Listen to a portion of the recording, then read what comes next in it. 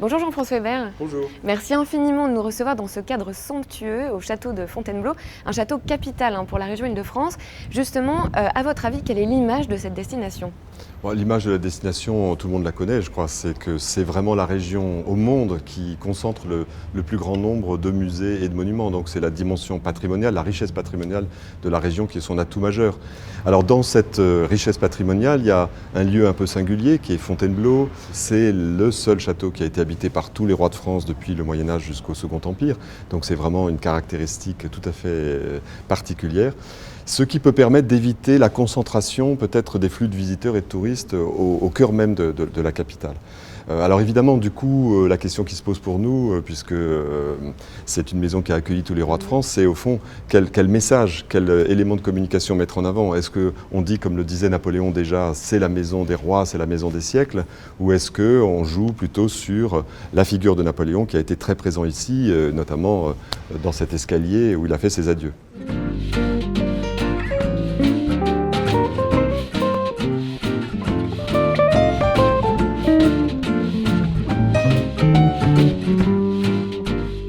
Alors, est-ce que vous pouvez nous dire un mot de la fréquentation du château et de son parc pour l'année 2012 ? Alors du parc, non, parce qu'on ne décompte pas les visiteurs, le parc est gratuit et donc on estime en général que la fréquentation du parc c'est le double ou 3 fois la fréquentation du château. Pour ce qui est du château lui-même, on a la chance d'être pour la 3e année consécutive en 2012 en augmentation, avec une fréquentation qui croît de 3,3%, donc on a 450 000 visiteurs en 2012. Une forte proportion d'étrangers, toujours. Alors, quels sont-ils ces étrangers ? Ils sont essentiellement maintenant des Chinois, des Russes et des Anglais, avec pour point commun la fascination pour l'empereur Napoléon, qui est vraiment très présent dans cette maison. Mais il y a aussi évidemment les Français, et notamment les Franciliens. Et on observe qu'ils sont plus nombreux en 2012 au château. Alors peut-être que le pass Navigo dézonné le week-end a eu un effet positif. On pense aussi que la communication qu'on a développée a touché davantage de Franciliens, peut-être parce qu'on a mis en place des offres spécifiques pour les familles. Donc ça a été assez attractif. On observe une bonne fréquentation aussi de notre exposition phare de l'année 2012, parce qu'elle était en résonance avec les préoccupations des gens aujourd'hui. On parlait de la vie sous le Second Empire, comment est-ce qu'on occupait ce château, comment est-ce qu'on recevait les gens, quels étaient leurs loisirs. Il y a eu 60 000 visiteurs. Bref, une bonne année pour Fontainebleau, pourvu que ça dure.